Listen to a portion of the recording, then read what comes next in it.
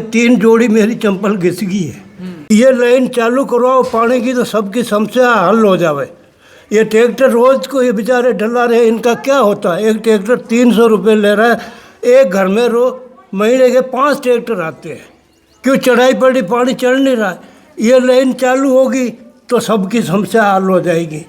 तो इसलिए यही आप लोगों को क्या है कि आगे तो मैं खुद ही नेता था, सब जानता हूँ। अभी मेरी तबीयत ठीक नहीं है। मैं भी कोई टाइम में नेता था, वृद्धिचंद नेता था, बिगड़ पैसे नौकरी लोगों को देता था। धर्म आई समझ में, अब नौकरियों के लोगों को दिल्ली जयपुर भागना पड़ रहा है, आई समझ। और पैसे मांग रहे हैं, पैसे। वृद्धिचंद पैसे नहीं मांगता। मैं भी नेता था, पैसे नहीं लेता। किसी को जंगलात में, किसी को कस्टम में, किसी को किस में डालता। टाइम की बातें हैं। आज ऐसा टाइम है, रोटी मेरे को हाथ से बना के खानी पड़ रही है।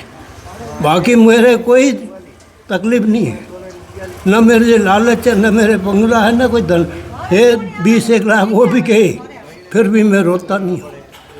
इसलिए मेहरबानी ये है कि ये लाइन चालू है ना, तो ये उतार में पड़ रहा है ना, तो यह पानी का प्रेशर भी जाएगा। इन लोगों की समस्या, इनकी भी समस्या कट। ये लाइन इन्होंने बंद करके ऊपर से लाइन दी है कि ऊपर चढ़ाई पे जाके उसका प्रेशर डाउन हो जाता है। वापस रिटेन में उतार में पानी कम प्रेशर से आता है तो वापस चढ़ता नहीं है। तो ये हाल है। ये लोगों को मैंने पहले भी समझाया, भाई आप 10-20 इकट्ठे होकर रिपोर्ट बनाओ। रिपोर्ट में कलेक्टर को देना मेरा काम है, कोई भी समस्या। अब वो पहले ठेका यहाँ था तो क्या है कि किसी ने शिकायत की कि कट्टे बेचता है, तो शिकायत में ठेका बंद करा दिया। अब अगला देखो, आप नौकरी कर रहे हो, शिकायत तो छोड़े तो दूसरी नौकरी ढूंढो। वो अपना दूसरा धंधा कर रहा है।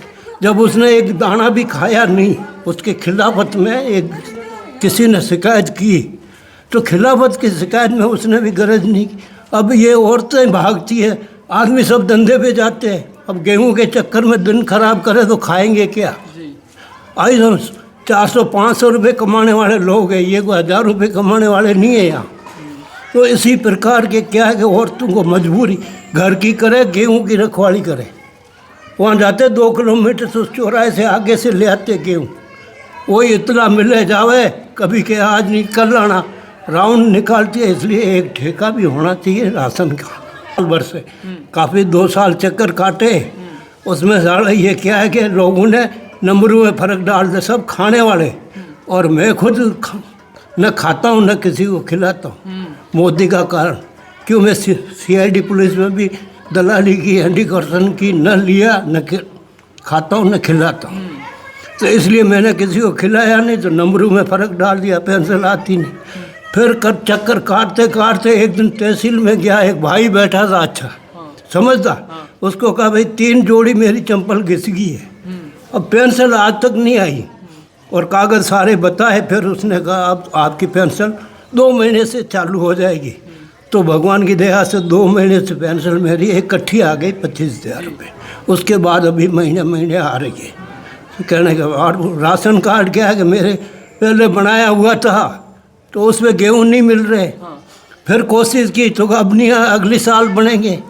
अब कह रहे कि आप बच्चे के नाम के बनाओ, आपकी उम्र हो गई।